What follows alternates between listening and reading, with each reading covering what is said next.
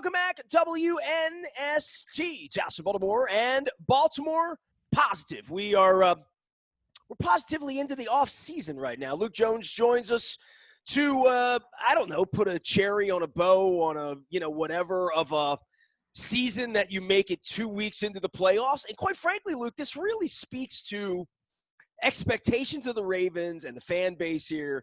3 playoff berths, a win this year and a loss. The off season's so long, and I'm glad we took 24 hours, because doing this at midnight on Saturday night probably would have been a different emotion. My emotion has been all along, I didn't think they were good enough to win the Super Bowl. So I'm going to go with that. I'm going to eat with that and live with that. I know they could have, but I'm at peace with where their water fell where it should have for me. Well, I think there are different ways of looking at it. I mean, we've talked about this really from the moment Ronnie Stanley went down for the season back on November 1st against Pittsburgh. And you and I discussed at that point in time, you expressed your belief that they couldn't win a Super Bowl at that point.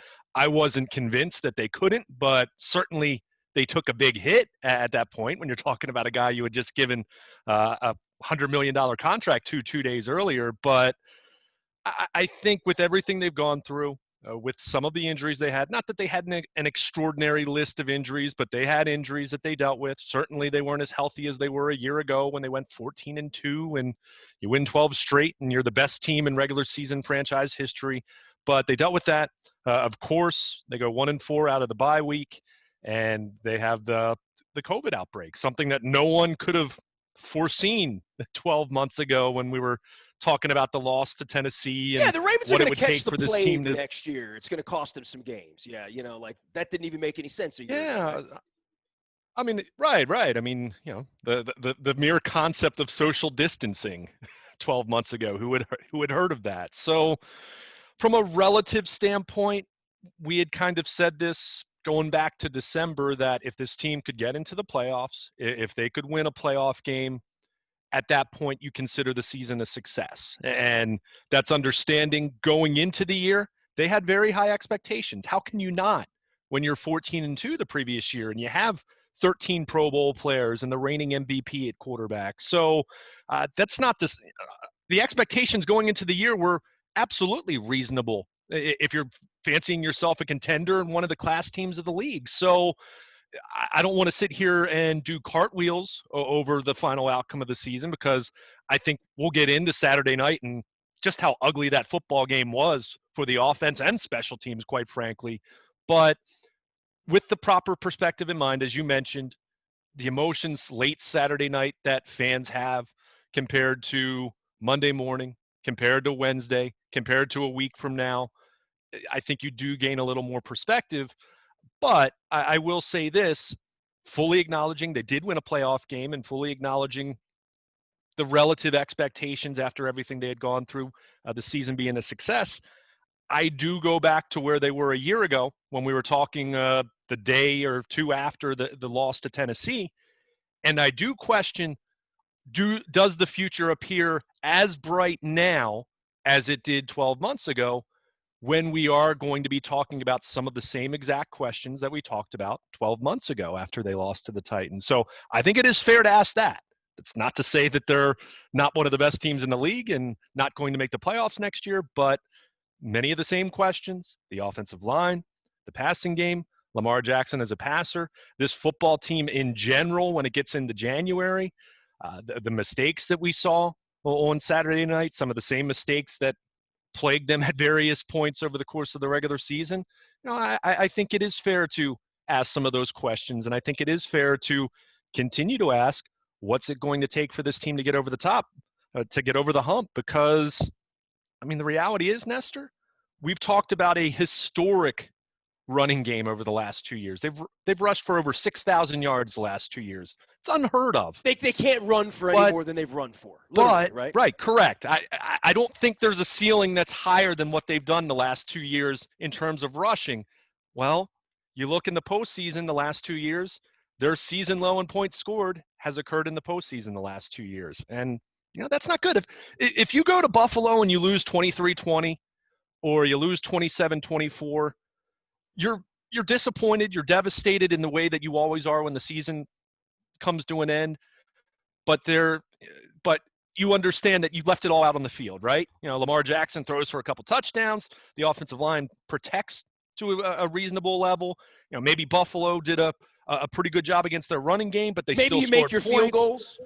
Yeah, and obviously the wind was a major challenge in that game. I think you saw that with both teams and both kickers, both passing games. But poor Tyler Huntley, right? Like that last yeah, pass, sure. like that just would have. I don't know that the Ravens would have won, but it would have made the game more fun. It would have, although I will say Allen missed a deep shot where a guy had gotten behind the defense as well. So there were a couple of those certainly, and the Ravens dropped some passes as well. But I just come back to how they exit. They didn't go up against the '85 Bears defense. The Bills weren't the 2000 Ravens in terms of defense. Give them credit; they had a hell of a plan. The way they played so much zone, the way they blitzed the heck out of Lamar Jackson in this offensive line that frankly wasn't ready for it.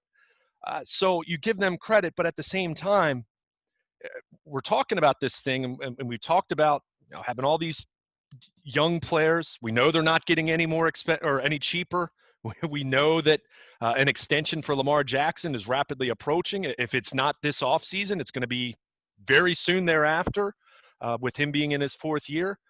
So would be amazing to see if anybody else in the league would really give him money, like real money, and say we're going to completely rebuild our car around Lamar Jackson. Yeah. It'd be amazing to me to see how many people really believe they could win a Super Bowl with him. That if we draft all over again, and you give me the big, tall thrower, you give me the kid from Clemson, or whatever, Mm-hmm. or even the kid from the Jets, whether someone would really say, I want to give Lamar Jackson $300 million to be my quarterback for the next 7 years, or whatever that thing's going to look like, right? And say, we're going to rebuild around Lamar Jackson, that if anybody else 3 years into this really believes in it, I don't know, dude. I don't know. I think the Ravens have a unique feeling about this. They've built around him. I think they're all in. I think they will give him a lot of money. Sure. I believe all of that. But I really wonder if you threw him out on the street, if John Gruden really wants him, or whomever these new hell, there's 7 new coaches by the end of the week, right? So a quarter of the league is turned over for coaches, right? Whether the coaches and the personnel people would say, I want that system, that quarterback. I'm going to win 3 or 4 games in the postseason like that, and we're going to keep him healthy instead of what happened the other night with the concussion. Fair. Although I'll also say, how many of those teams have won 26 games the last 2 years? We're having a lot of fun around here, but are we going to win a Super Bowl? Let's face it. We can, and we will talk about what's it going to take for this team to get to a point where you feel confident that they can win 3 or 4 games in January into early February. But the floor here is awful high, and it's way higher than it is just about anywhere in the league, save for a few places. So to answer your question, I think there are some teams. I don't think there are many, because it is different. It is doing something that's outside the box. It is going against convention. And I respect the Ravens for recognizing a special talent. Nestor, do we need to even argue at this point? This is the greatest rushing quarterback in NFL history. He is. We can talk about Michael Vick and maybe straight line speed, maybe being a little bit faster in his prime. But you look at what Atlanta did with him. It wasn't until much later in his career where Philadelphia actually designed an offense to kind of be a little more suited for what he can do as a thrower while still embracing what he does as a passer. In Atlanta, they had him trying to run the West Coast offense. It was the epitome of square peg, round hole. So I definitely, to your point, to your question, there are certainly organizations that would still scoff at the notion of having a run-first quarterback, a run-first system at this point, quite frankly, because the passing game is more valuable than the running game when you look at it in conventional terms. A great running game runs for 5.5 yards per carry. Even the worst passing offenses in the league average more yards per attempt than that. So just from a simple math standpoint, the passing game is more valuable. But him being the extraordinary exception, the cheat code, so to speak, to kind of that conventional 2021 way of thinking about football, yeah, you would have a lot of teams that would say, we're probably not going to do that. But if you're talking about teams who haven't been successful, like, I don't know, the Detroit Lions, just throwing them out there, a team that has Pick never any of the had. 7 teams that Yeah, are trying to pick their player. I mean, yeah. I the mean, Texans have the quarterback and they can't get along with him. yeah. So yeah. To answer your question, I do think there are teams, especially having the benefit of seeing how it's played out with the Ravens the last couple of years. It's one thing to say in 2018 you want to draft them. It's another thing to see how it's gone 3 years into this and see that, okay, maybe January hasn't looked so hot, but they've gotten to January 3 years in a row with this guy, and they've had a lot of fun, and they've set records, and he's one of the most exciting players of the last 20 years in the NFL. There's no disputing that. But when you do bring it back full circle to the conversation of not just wanting to get to the playoffs, but giving yourself the best chance to win, it is hard to ignore the fact that Lamar Jackson, each of his 3 years as a starter, the team's lowest point total in games in which he started occurred in the postseason in each of those. Talking about the last 7 games of 2018, not talking about the Flacco, first 9 games of 2018, but the lowest point total each of those seasons of all the games that Lamar Jackson started were the 3 playoff games. And I mean, that's not all on him. Let's be clear about that. I mean, the offensive line was awful on Saturday night. They dropped passes. They had penalties. They had 2 missed field goals. They had, they had a shank punt by Sam Cook. I mean, you had a lot of things happen in that game that had nothing to do with Lamar. But you do look at where they were late in the third quarter, long drive, chance to tie the game, and he throws the first red zone interception of his career. Again, not one of those things you can prepare for because he's been so Flawless would be the word there. not just Flawless. dynamic inside the red zone, but to your point, flawless because he hadn't made that critical error. But it comes at the worst possible time, and that's what's so frustrating about these last couple seasons. I mean, even this He year, has not played well in big games. I mean, let's no, just, let's, and the team hasn't played well around him in big right. games. And this system doesn't like big games when there's a 50-50 chance against a good team on the road, Yeah. you're going to be losing. You know what I mean? Like, literally, when you're losing, this is a junk offense. You know what I mean? Like, I'm not – literally, no one would employ this offense willingly when you're losing. It's not the way the league works. I mean, the Tennessee Titans don't even run the ball when they're losing, and they run the ball, right? So right. It's the nature of being behind 10 or 13 or 14 or 17 points in the second or third quarter of an NFL knockout game. If that's the case, you would not employ this offense. You wouldn't like this. You would call this offense what Joe Flacco called it, a high school offense. Yeah, well, I mean, that was a little more wildcat. They don't do as much of that as we saw early in 2018. But right, because Lamar's not trying to run 18 times a game. He's trying to run 8 to 10 times a game, right? Right. But, I mean, you're right. And I would say, I mean, I do think the narrative of falling behind, I think there's truth to it. I do think it's been overblown at times because the reality is most teams fall behind by 10. They're in trouble. I mean, what Kansas City did in January last year, falling behind at least 10 points in each of their 3 playoff games. It's not as though Andy Reid and Patrick Mahomes and Eric Bieniemy sat around in a room last January and said, yeah, let's fall behind by 10. Well, we got them right where we want them then. But you're right in the sense that when you fall behind, this is an offense that's difficult in terms of adaptation to just start saying, we have to throw now. And to just go into that mode, it's very difficult Well, if you're someone who's on Twitter and you seek out an analyst I respect, and you kind of look at the post-mortem in terms of what the Luke, you're Ravens breaking up on me here. offense needs to Repeat do what you just moving said in forward to get regard more to productivity out of you were following someone. What did you say in regard to following someone on Twitter? When you're following various people on Twitter, when you're talking about former players whose opinions you respect, whether it's Smith, I mean, guys that are doing at least some media, for example, early in the weekend, put together a video package talking about this passing game. It is interesting to see the various opinions.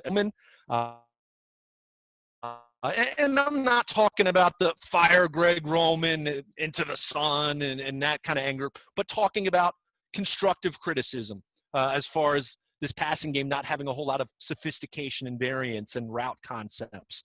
Matt Bowen's talked about that on ESPN doing the NFL matchup over the years. And the last couple of years has talked about this Ravens passing game and it not looking like other teams in that way and how it's all based off the run. So you have people who talk about it from a schematic standpoint, from a route concept standpoint. You have people who, again, I'm talking about informed opinions, whether you agree with them or not, but they lay out a rational discussion, a rational argument. Doug Farrar, who has joined us many times, I know at USA Today, wrote a piece really kind of picking apart, saying it's Greg Roman or just saying it's needing another wide receiver. And there are those individuals who, like me, and I've talked about this, and I'm not going to shy away from it because it's an argument that I presented plenty of times during the Joe Flacco era, as far as this team needing another high-impact pass catcher. Now, the problem with that is, how are you going about doing that? Are you going to go out there on the free agent market and, let's face it, if you're a high-end receiver, are you exactly chomping at the bit to join this offense, knowing that you're not going to catch 125 balls and have 1,500 receiving yards like Stephon Diggs did in Buffalo this year, going to that offense, and Josh Allen, who had a transformation. So if you have some issues with free agency, and of course the Ravens aren't going to have as much cap space as they did 2 years ago, how else are you doing it? Via trade? I mean, that's certainly an option. That's what Arizona and Buffalo did this past offseason. Or you go back to the draft and, well, the Ravens can find many positions in the draft. Wide receiver is one that you don't have as much confidence with, although Marquise Brown certainly came up big toward the end of the season. So that was good to see. But my point is, looking at this passing game, and I think most, if a better chance, the best chance to win 3 to 4 games in January into February, they need meaningful improvement in the passing game. It doesn't have to, they don't have to become a pass happy offense or become number one in the league in yards per game. But I think compared to where they were last year, where it was so efficient, you've got to at least get back to where you were in 2019 efficiency wise. But going about doing that, you hear various opinions. So when you hear those different opinions, Nestor, I think the truth probably, everyone's correct to some degree. Lamar needs to be better. Certainly their offensive option on the interior, whether it's a right guard, whether it's a center who can, snap the ball consistently. I mean, let's not we're 20 minutes into and, this. And we haven't what mentioned that the snapping on problem Saturday yet. night. What that meant. Yeah, I mean, that's the thing. I mean, that's why as much as, I'm not trying to sit here just having a what fest about this, but that was a lousy performance on Saturday night offensively. I mean, there are very few things you can point to offensively again, as he's done in his 2 previous playoff games. So that's good. I'd love it a lot more if Marquise Brown was your number 2 wide receiver and you had another high-impact guy on the outside that can make plays, because I'll continue to come back to this. And even though I think it's you do look at it and say, okay, what would a number 1 receiver really do for Lamar Jackson? And I think that's fair to ask. And what would that really do for this offense? Because they are such a run-first offense. However, a year ago at this time, Josh Allen, from a perception standpoint, was way closer to looking like a bust, a first-round bust, than being the MVP candidate that he became this year. And how can you not look at the correlation of Stephon Diggs' arrival there and think what kind of impact that had? And when you're talking about approaching this time period now where the Ravens are going to be looking at an extension, and there were some reports over the weekend that it could be as soon as the next few months. When you kind of look at the timeline that Kansas City had with Mahomes, the timeline that Houston had with Deshaun Watson, I mean, going into year 4, before you get to year 4, has been a fairly common time when you extend a franchise quarterback.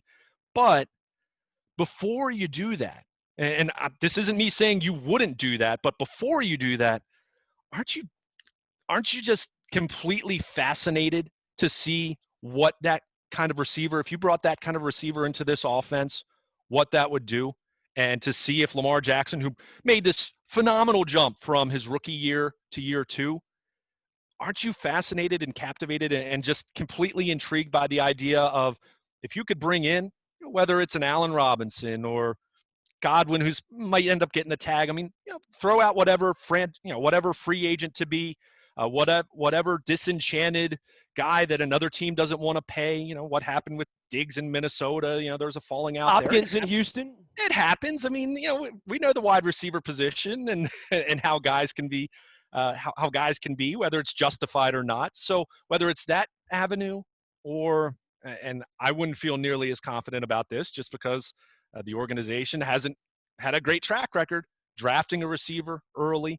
But boy, I'd love to see what a Stephon Diggs type player would do for Lamar Jackson in this passing game. And maybe it wouldn't be as dramatic as what it was for Josh Allen and the Bills, but I'd really love to see that before you just sign over what's going to be the next 5-6 years of your franchise, giving a 9-figure contract, and not just $100 million. This is going to be serious money, as it should be. Lamar Jackson's earned it, but I'd love to see what another high impact pass catcher would do for this offense before we just say, well, this is what it is, and they're just gonna they're gonna go this route, and they're gonna try to run for 3,300 yards every year and hope that they get a good draw as far as the postseason. And by the way, the draw in the postseason matters. I mean, I'm not saying that there isn't luck and random variance involved and things of that nature. So that always plays a part. I mean, look on Sunday that Cleveland had a chance.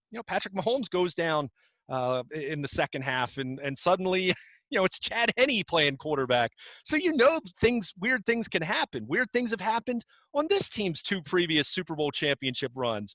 But if you're really trying to, whether you call it hedge your bets or improve your odds, however you want to characterize it, I can't help but I can't get past the Stephon Diggs thing and seeing what that meant for Josh Allen and not look at the Ravens and want to see them go out and, I don't know how exactly you do it, but find that guy and see if there is another a higher ceiling for Lamar Jackson as a passer, because again, he just turned 24. I mean, let's not portray this as though this is all it's ever going to be.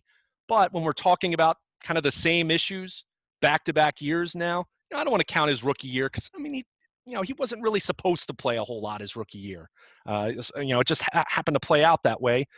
But the last 2 years, talking about these same question marks at the end of the season, boy, I can't help but look at what Arizona and Buffalo did this offseason and really, really want to see the Ravens figure out a way to do something of at least close to that and see what that would mean for this offense, because you put a little more diversification in this offense, it's going to make Mark Andrews better because they're not keying on him as much. It's going to make Marquise Brown better because he's not the miscast number 1 receiver by default now. He's the number 2, and I'd love to see what that does for him.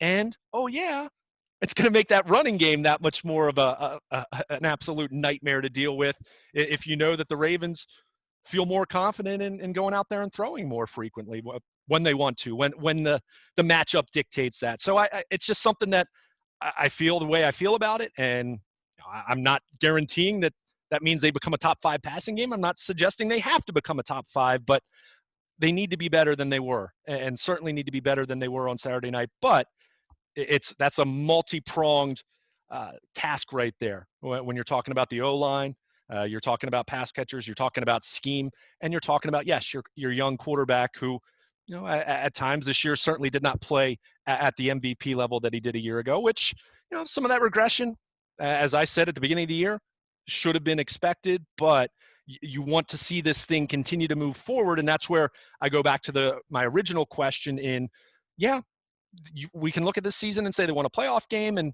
it should be considered a success after everything they went through and being 6-5. But do you feel the future is as bright now as when we were talking about this a year ago. And that's where I'm not quite as sure, because we're a year into this thing, from where we were at that point, and they didn't have another 14-2 season. I'm not surprised by that, but we're talking about some of the same questions, some of the same concerns in terms of this team's ability to get over the hump. So that, and another year, the Ravens have paid Ronnie Stanley. They paid Marlon Humphrey. They're going to pay Lamar Jackson. You assume they're going to pay Mark Andrews.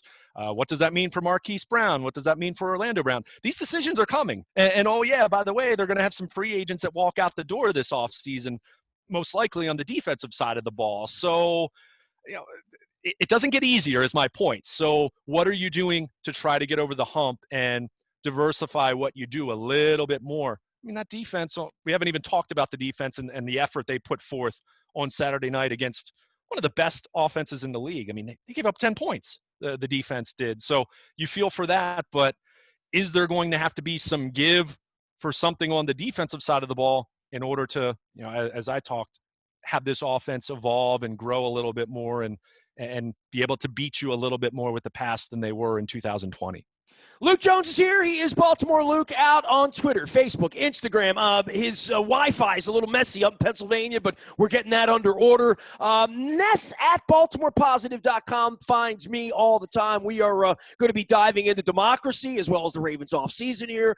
Probably get a little nip at spring training out of Luke, and maybe even some focus on the Terps if they're going to play some basketball. But in the meantime, you can find us together out at BaltimorePositive.com and the new place. Make sure you subscribe and checking out our podcast, all the stuff that we're doing here as we grow into 2021. We are WNST.net, AM 1570. Taos in Baltimore. We will continue with all things Ravens off season as we get into the sad off season and watching the Bills and the Chiefs and the Bradys and the Aaron Rodgers play football this week. We are WNST.net, AM 1570, Taos in Baltimore, and we never stop talking Baltimore Positive.